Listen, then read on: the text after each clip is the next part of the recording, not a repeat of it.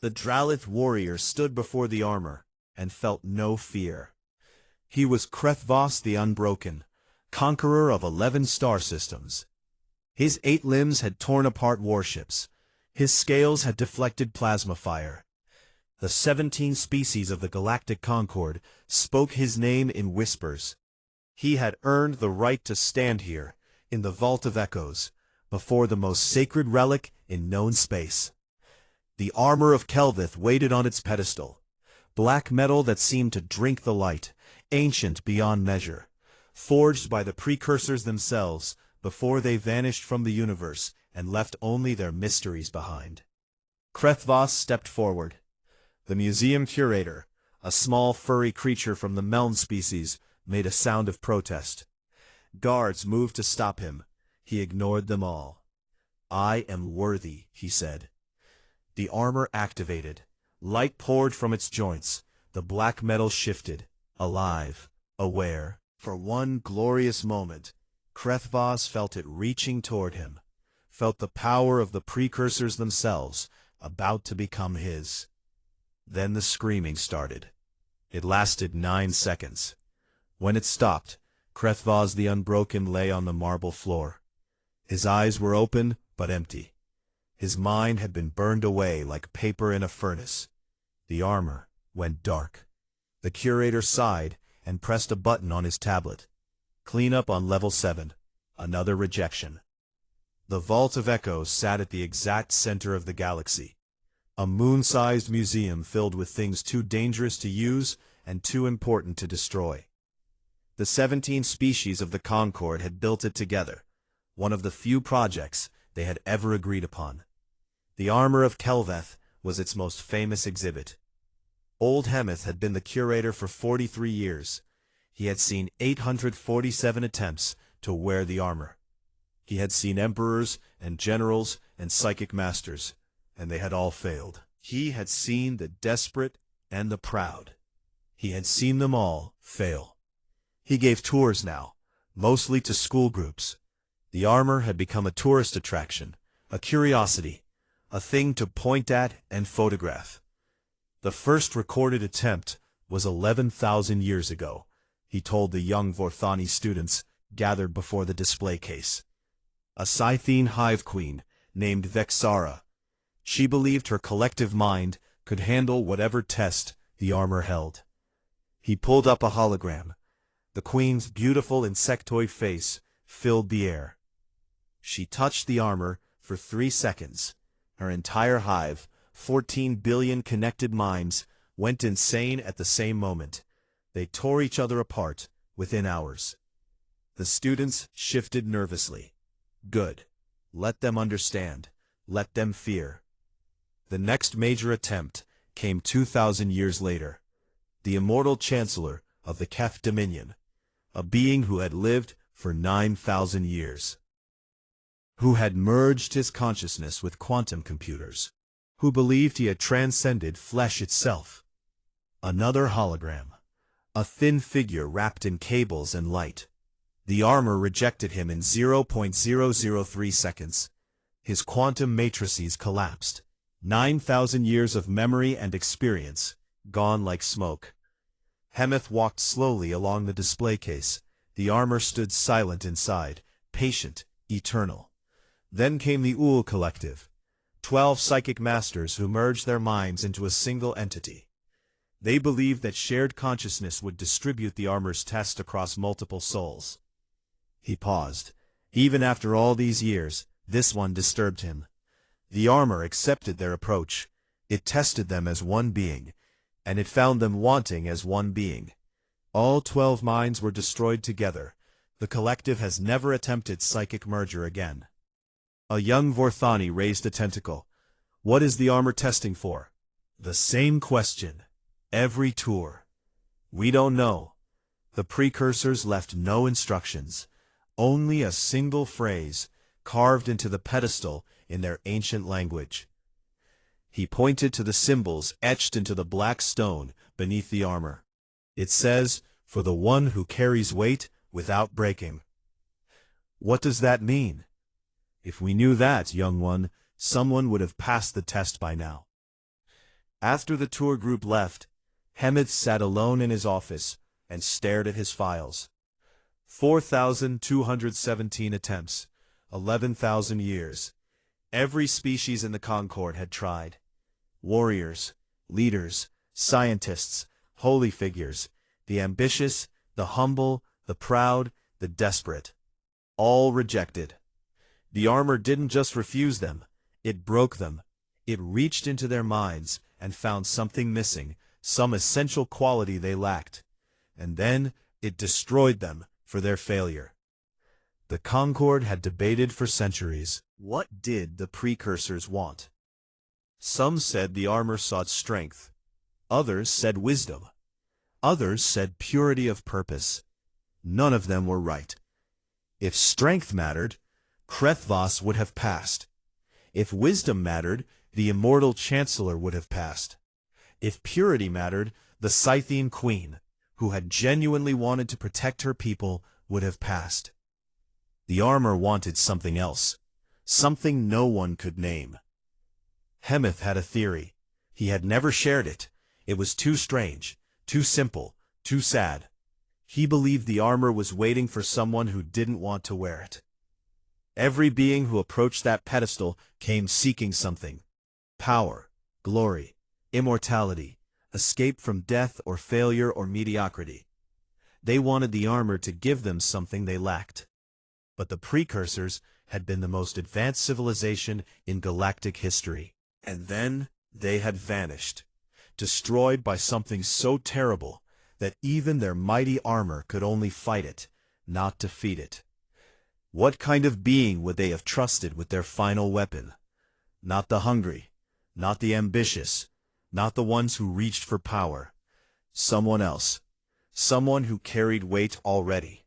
Someone who didn't need the armor to complete them because they were already complete. Complete in their brokenness, whole in their wounds. Hemeth watched the armor through his office window, black and silent and waiting. 11,000 years. The Concord had officially declared it inert, purposeless, a relic of a dead civilization, interesting only to historians. They had stopped guarding it seriously. They had put it in a display case like a stuffed animal. They had forgotten that the precursors never built anything without reason. The armor was waiting. And somewhere in the galaxy, the thing that had destroyed the precursors was waiting too. Hemeth finished his tea and went home. Tomorrow, there would be another tour group. Another set of questions he couldn't answer. Another day of watching the galaxy ignore its only hope. In the empty museum, the armor of Kelveth stood in darkness. It was patient. It had learned patience across 11,000 years. The right one would come. Eventually, the right one always came. In that time, a new species joined the Galactic Concord. They called themselves humans. They came from a small blue planet in an unremarkable solar system, and they had been traveling between stars for only 40 years. The other species found them amusing. Soft bodies, short lives, no psychic abilities, no natural weapons, no hive minds or quantum consciousness or ancient wisdom. The humans were given minor roles: peacekeeping in forgotten sectors, escort duty at unimportant facilities, the kind of work that kept them busy and out of the way. Lieutenant Commander Yuna Osei stood at a window on the Vault of Echoes and watched ships come and go. She had been here for 2 weeks.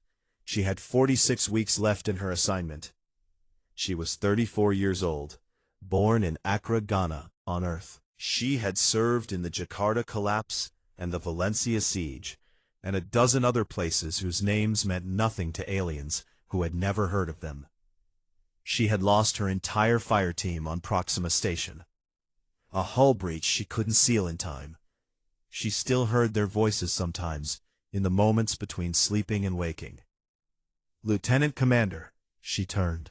Her supervisor, a Vorthani named Deleth, floated toward her on his tentacles. "You are not at your post." "My post is the East Corridor," she said. Nothing happens in the East Corridor.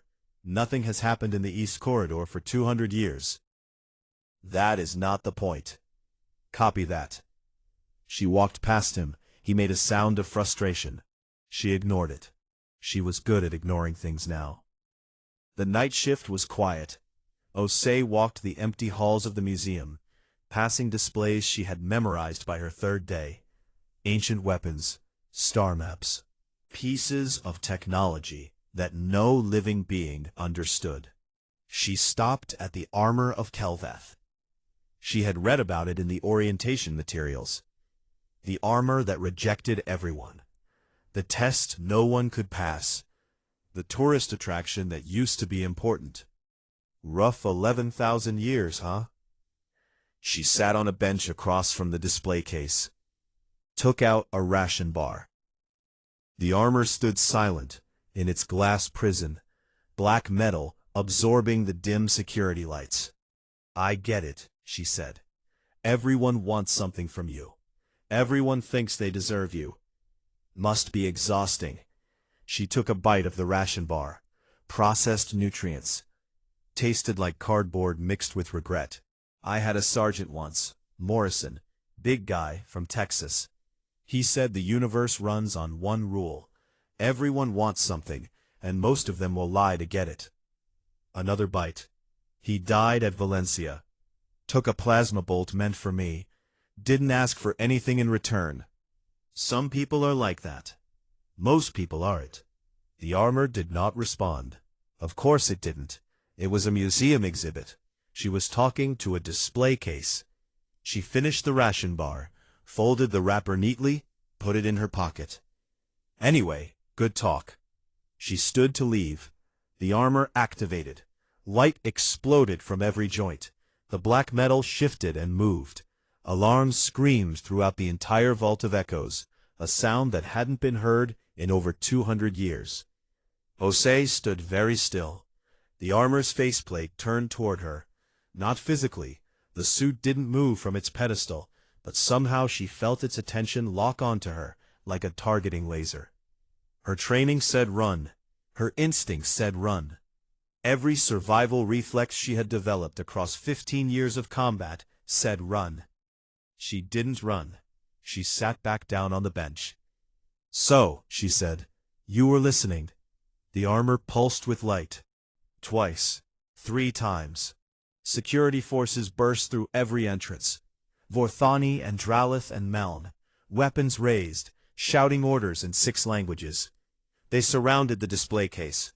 They surrounded Osei. They demanded to know what she had done, what she had touched, what she had said. Osei stayed on her bench. I didn't do anything, she said. I just sat here. The armor has not activated in 217 years. Then maybe it was lonely. They put her in a quarantine chamber. They scanned her body and her mind and her DNA. They found nothing unusual.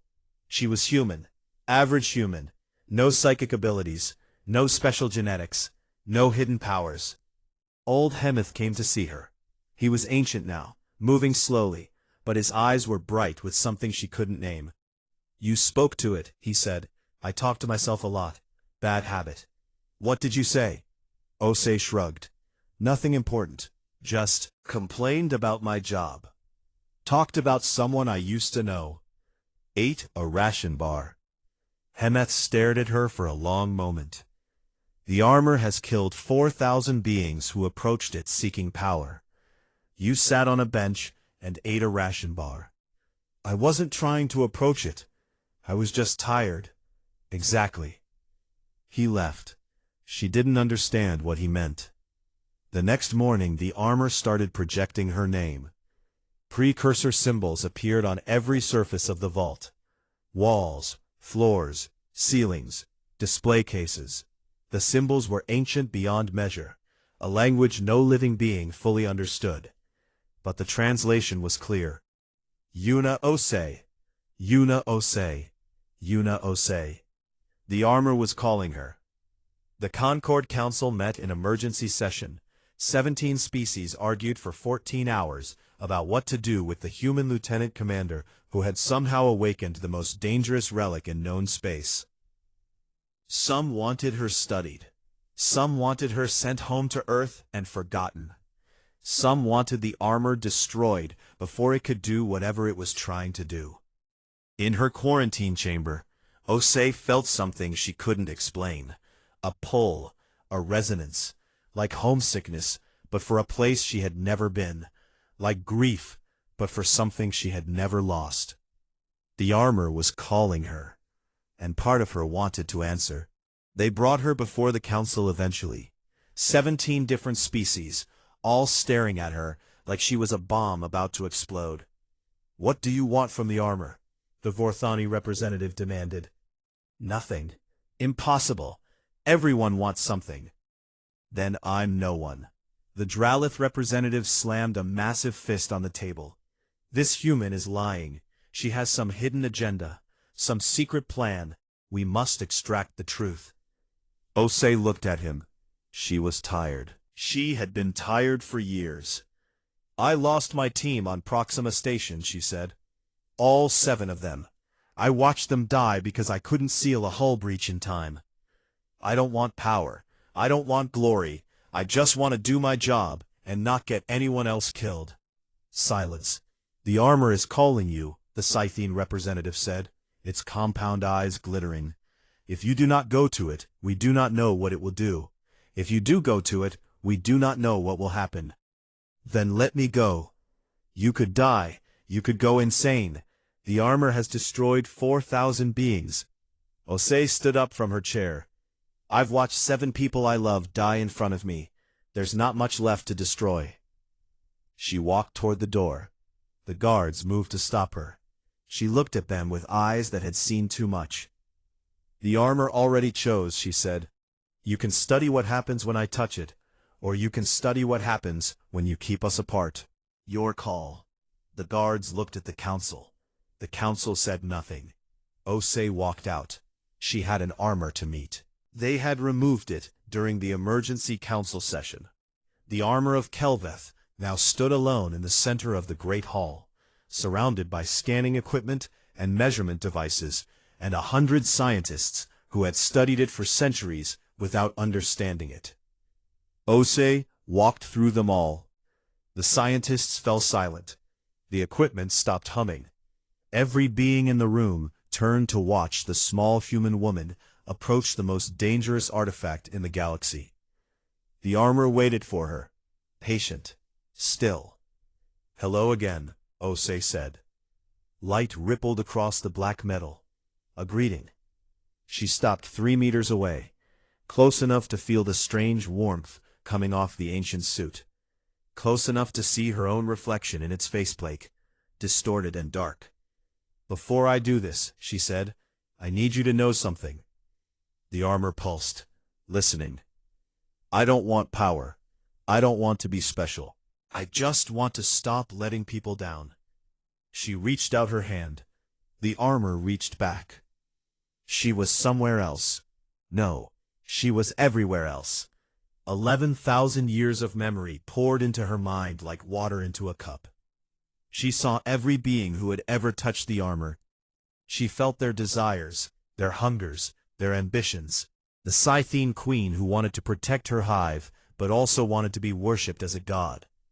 The immortal chancellor who sought knowledge, but also feared death so deeply that fear had replaced his soul.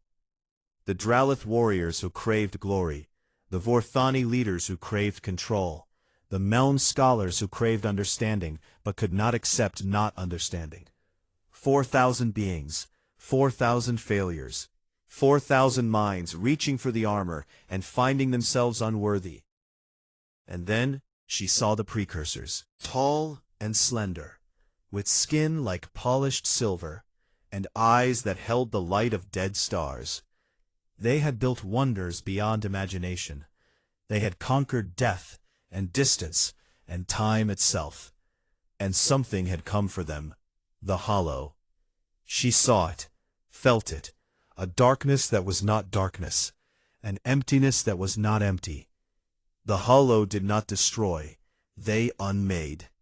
They reached into reality and erased meaning itself. Memories vanished, names disappeared, love and hope and fear all dissolved into nothing. The precursors had fought them for 1,000 years. They had built weapons that could crack planets and shields that could stop suns. None of it worked. You could not fight absence. You could not kill nothing. In their final days, they built the armor. Not a weapon, not really. A vessel. A container for something the Hollow could not unmake. Grief. The things that hurt too much to forget.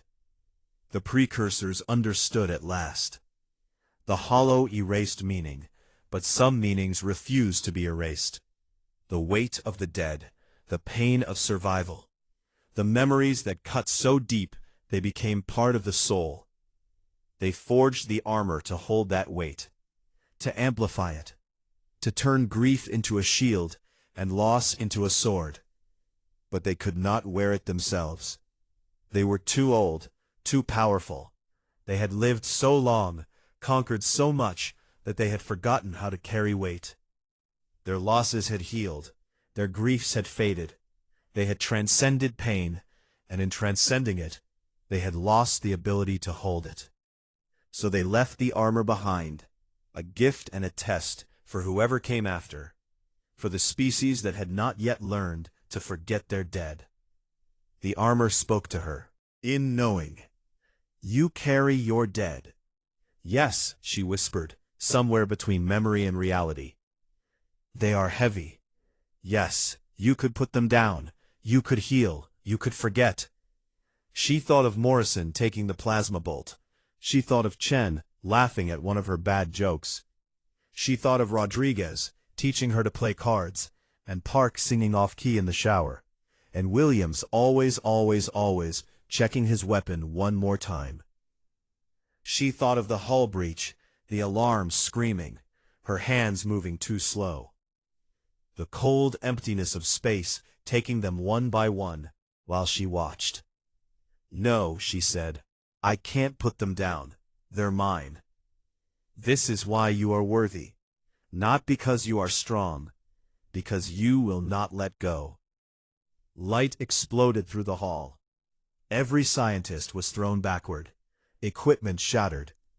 The ancient stone floor cracked in spiderweb patterns radiating outward from where Osei stood. When the light faded, she was gone. No, not gone. Changed. The armor of Kelveth had sealed around her. Black metal flowed over her body like liquid shadow, fitting perfectly, becoming part of her. The faceplate covered her face. The gauntlets covered her hands. The precursor symbols blazed across every surface, spelling her name, her designation, her purpose. Osei, doorkeeper, weight-bearer. She stood in the center of the destruction and breathed. The armor breathed with her. Old Hemeth pushed through the crowd of terrified scientists. His ancient face was wet with tears. He had waited his entire life for this moment. Commander Osei, he said, what did you see? She looked at him through the faceplate. Her voice came out changed, deeper, resonant, carrying harmonics that human throats could not produce. I saw why they made it. I saw what destroyed them. The precursors? The Hollow. They're still out there, waiting. The armor is the only thing that can fight them. The Vorthani Council representative pushed forward. Then the armor must be given to the Concord. We will study it. We will learn to duplicate it. We will... No. The word echoed through the hall. The representative stumbled backward as if struck. The armor cannot be duplicated, Osei said. It cannot be shared.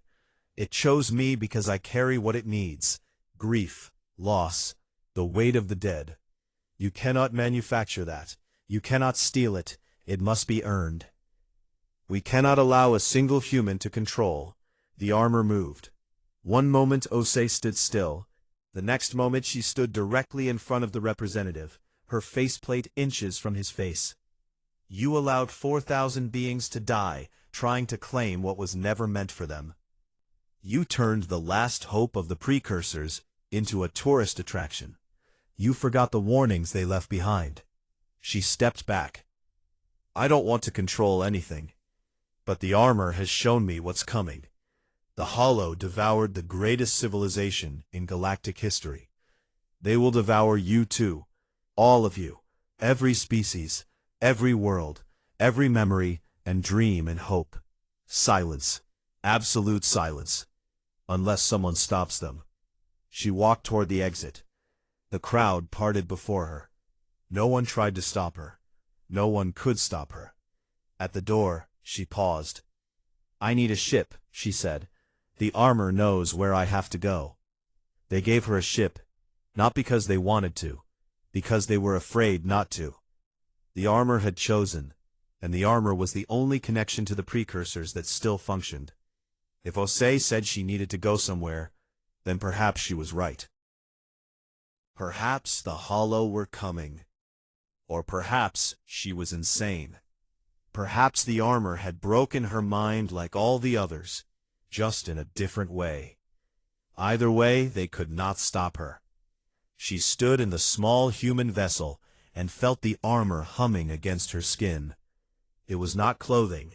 It was not a tool. It was a partner, a companion, the last precursor in a sense, waiting 11,000 years for someone who would understand. Where are we going? She asked. The armor showed her, a point in space, far from any star, a wound in reality itself, a place where the Hollow had broken through once before and would break through again. The breach. And when we get there? The armor's answer was simple, honest, sad. We seal it, or we die trying. Osei nodded. She had expected nothing else. Then let's go. The ship jumped to hyperspace. Behind her, the Galactic Concord argued about what to do. In front of her, the end of everything waited. She was not afraid. She had already lost everything that mattered. What was left to fear? The journey took 3 months. Osei traveled alone through sectors of space that no living being had visited since the precursors fell. The armor guided her through ancient stargates that activated at her approach, through hidden pathways that cut across the galaxy like secret roads. She saw wonders.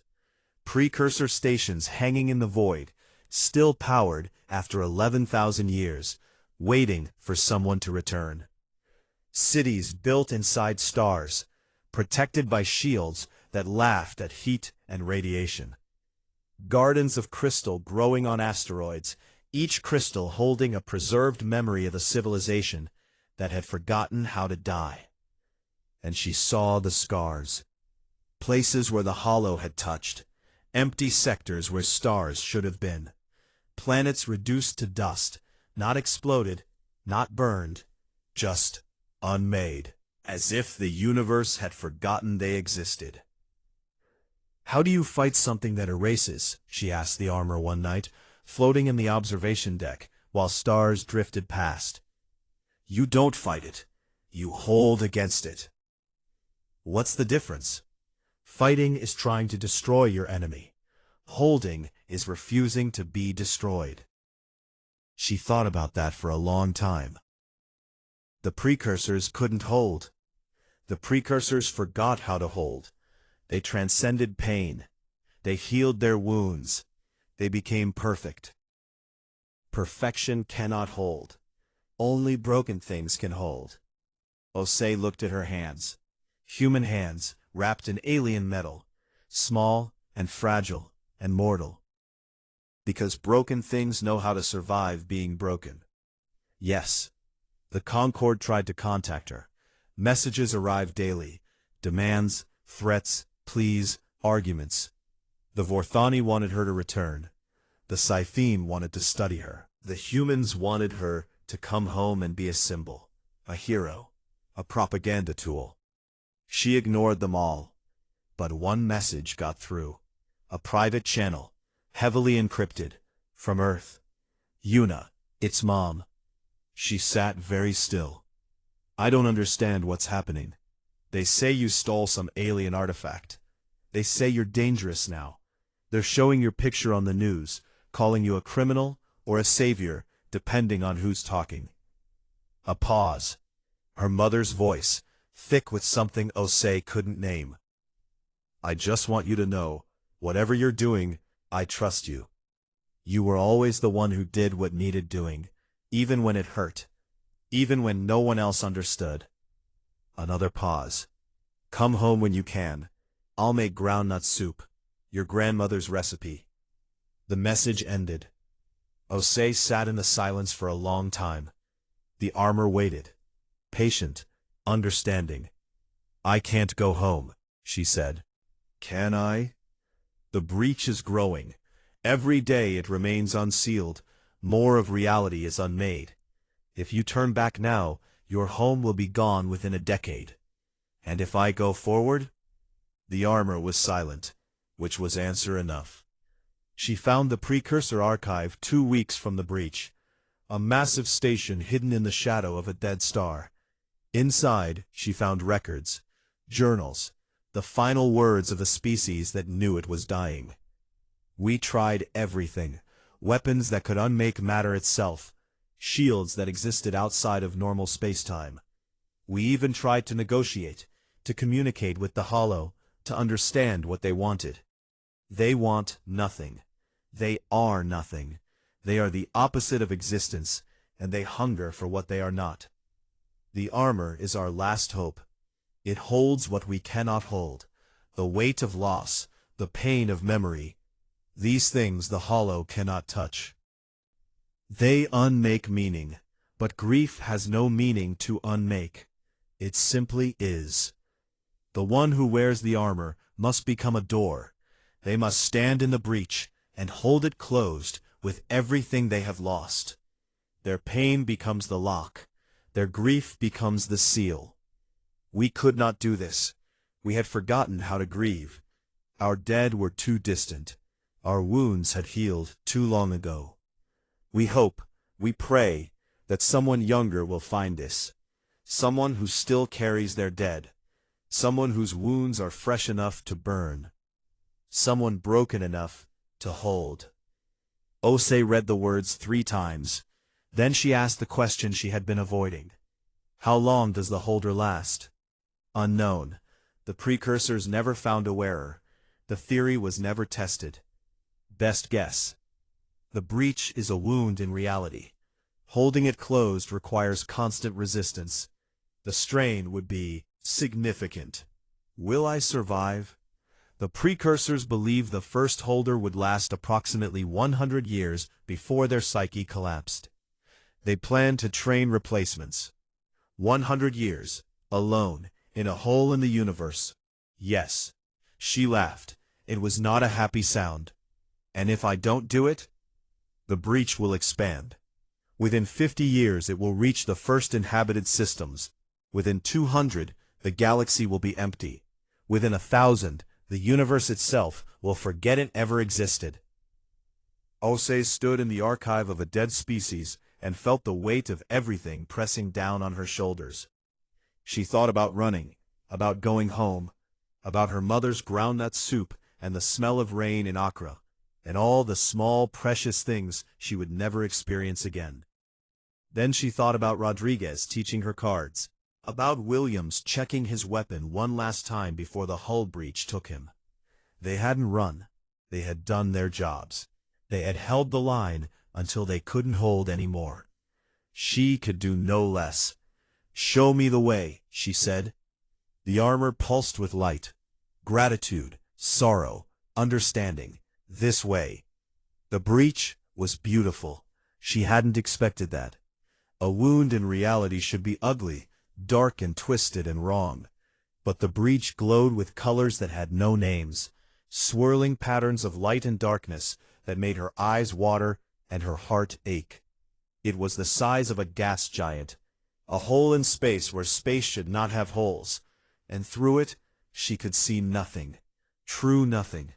Not darkness. Darkness was something. This was the absence of anything. The Hollow waited on the other side. "I'm here," she said. something turned its attention toward the tiny human floating at the edge of oblivion. "My name is Yuna Osei. I'm a lieutenant commander in the Earth Forces. I've served 15 years. I've lost 7 people I loved, and I'm the one who's going to close this door." The Hollow did not respond. They could not respond. They had no voice, no mind, no meaning. They were simply hunger, simply absence, simply the end of everything. Osei looked at the breach. She looked at the armor. She looked at her hands, human hands wrapped in precursor metal. "Okay," she said, "let's do this." She flew toward the wound in reality. The Legendary Armor, Part 5. The Hollow found her immediately. She felt them before she saw them, though seeing was the wrong word. The Hollow had no form. They were holes in the shape of hunger, absences that moved. They reached for her, and where they touched, things stopped existing. Her ship vanished first. One moment it was around her, metal and plastic and life support. The next moment, it had never been. Not destroyed, not dissolved, simply unmade from the fabric of reality. Osei floated in the void, wrapped in ancient armor, and watched pieces of herself begin to disappear. Her name went first. She couldn't remember what people called her. She had a name once, letters arranged in a pattern that meant something, but the pattern was gone now. The Hollow had eaten it. Her purpose for being here. She was floating in a wound in space, and she couldn't remember why. "Hold!" The armor's voice cut through the nothing, a lifeline in the dark. "Hold on to what matters. They cannot take what you will not release." What mattered? She reached for memories. Most of them slipped away like water through fingers. Her childhood home, gone. Her first day of training, gone. The color of Earth's sky, gone. But some memories refused to leave. Morrison taking the plasma bolt. She remembered his face, the way he smiled before he fell. The weight of his body as she dragged him to cover, already knowing he was dead. Chen laughing at her jokes. Rodriguez teaching her cards. Park singing in the shower. Williams checking his weapon one last time, always one last time. The hull breach, the alarm, the cold of space rushing in while she fought to seal the door. The sounds they made as they died, the silence after. These memories burned. They hurt. They cut her deep, and never stopped cutting. The Hollow could not touch them. She felt them try. They reached into her mind with fingers made of nothing, searching for something to unmake. But grief had no meaning to unmake. Loss had no structure to dissolve. These things simply were, pure and formless and eternal. The Hollow recoiled. "Yes," the armor said. "Like that. Hold like that." She reached the center of the breach. Here, reality was thinnest. The Hollow pressed against the wound from the other side, pushing, hungry, endless. If they broke through completely, they would pour into the universe like water through a cracked dam. Osei planted herself in the center. The armor locked into place, becoming part of the wound itself. She felt her body merge with the boundary between existence and nothing. It hurt. It hurt more than anything she had ever experienced. The Hollow pressed against her from every direction, trying to unmake her, trying to erase her from the universe. Her body screamed. Her mind screamed. Everything screamed. She held. She held Morrison's face in her mind. She held Chen's laugh. She held Rodriguez and Park and Williams and every moment she had spent with them. She held the weight of their deaths, the guilt of surviving, the endless ache of loss that had never faded. These things were hers. She would not let them go. "They're pushing harder," the armor said. "They sense resistance. They do not understand it. Good. The strain will increase. You must hold longer, stronger." "I know." "Why? Why do you hold? You could release. You could let go. The pain would end." It was not a happy sound. But it was not a sad one either. It was the sound of someone who had found something true. Because they're mine. Morrison and Chen and Rodriguez and Park and Williams. They're mine. I carried them this far. I'll carry them the rest of the way. This is what the precursors could not understand. What? They saw grief as a burden, a weakness, something to transcend. They never understood that grief is also love, that carrying the dead is an act of devotion. The weight is not punishment. The weight is connection. You hold because you love, and love cannot be unmade. Years passed, or maybe it was minutes. Time had no meaning at the center of the breach. Osei floated in the space between spaces, pressed against nothing, holding everything. She held her fire team. She held her mother's voice. She held the smell of rain in Accra and the taste of her grandmother's soup. She held every person who had ever touched her life, every moment that had ever mattered. And as she held, others joined her. Not physically. She was alone in the breach, the only living thing that could survive here. But in her mind, she felt them, the dead she carried, the memories she refused to release. Morrison sat beside her, still smiling. You're doing good, Osei. Always knew you were the tough one. Chen laughed at something no one else could hear. Rodriguez dealt cards that didn't exist. Park sang off-key, the same terrible song he had always sung. Williams checked his weapon. One last time. Always one last time. They were not ghosts. They were not alive. They were simply held, carried, remembered so fiercely that they became real again, here in this place, where reality was whatever you refused to let go of. Is this what it's like, she asked them, being dead? We don't know, Morrison said. We're with you. That's not the same thing, isn't it? The Concorde found the breach a century later. They came in ships bristling with weapons, ready for war. They found no enemy to fight, only a sealed wound in space, no longer growing, no longer threatening. And at its center, visible through the swirling colors, a figure in black armor. The armor spoke to them, not Osei's voice. She was beyond voice now, beyond individual consciousness. But the armor remembered how to communicate. She holds. She will hold for as long as memory lasts. This is the human thing. This is what we chose them for. They carry their dead. They do not let go.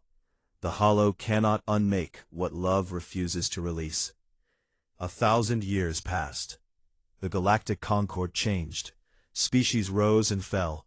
Empires formed and crumbled. Humanity grew from scattered colonies to a great civilization, then scattered again, then reformed. Through it all, the doorkeeper held. Pilgrims came to the breach. They floated at a safe distance and watched the figure in the armor, frozen at the center of the wound. They left offerings, they said prayers, they told stories. The humans told the best stories. She was one of us, they would say to their children. She lost people she loved. She carried them with her. And when the universe needed someone to stand in the darkness, she volunteered. Was she brave? She was tired. She was broken. She was full of grief that never healed. That doesn't sound like a hero. That's exactly what a hero sounds like. In the breach, Osei existed. Not lived. Living was too small a word for what she did now. She was the door and the lock and the key. She was the boundary between everything and nothing. She was memory made manifest, grief made armor, love made eternal. Her fire team sat with her. Her mother visited in dreams that lasted centuries. Her grandmother taught her recipes for soup that could never be made, but would never be forgotten. She was not alone. She had not been alone since the moment she touched the armor. She had simply been holding space for everyone she had ever lost, everyone who had ever touched her life, everyone whose memory she had refused to release. And they held her in return. "Is this heaven?" she asked once. "No," Morrison said. "This is something else. This is being remembered." "It's nice." "It is." They sat in the darkness that was no longer dark, in the nothing that was now full of everything. The hollow pressed against them eternally, hungry and formless and endless. They did not care. They had something the hollow could not unmake. They had each other. The armor's inscription changed over the millennia. Species added their own translations, their own interpretations. But the core message remained the same, carved into the pedestal where the armor once stood, spoken by pilgrims at the breach, taught to children across 1,000 worlds. We carry her. This is the human thing. This is love that does not let go. And at the center of the wound in reality, Lieutenant Commander Yuna Osei held the door closed. Not because she was strong, not because she was special, because she refused to forget, because she would not put down her dead, because that is what humans do. They hold, they remember, they love. And love, it turns out, is the one thing the universe cannot unmake.